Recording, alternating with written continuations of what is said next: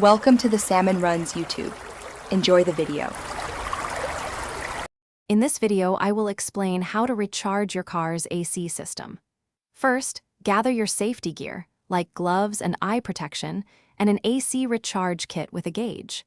Make sure your car's engine is running and the air conditioning is set to maximum cold with the fan on high. This prepares the system for accurate pressure readings and refrigerant addition. Next, you need to find the low-pressure service port under your hood. It's typically on the larger diameter AC line and often has a cap marked with an L. This is crucial because connecting to the high-pressure port can be dangerous. Once located, give the area a quick wipe to ensure a clean connection for your recharge hose. Now, firmly attach the quick connect fitting from your recharge kit to the low-pressure service port. The gauge will immediately show your current AC system pressure. Consult your vehicle's manual or the kit's instructions for the recommended pressure range.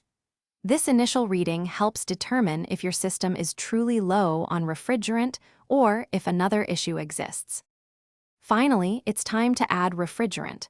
Shake the can well and hold it upright.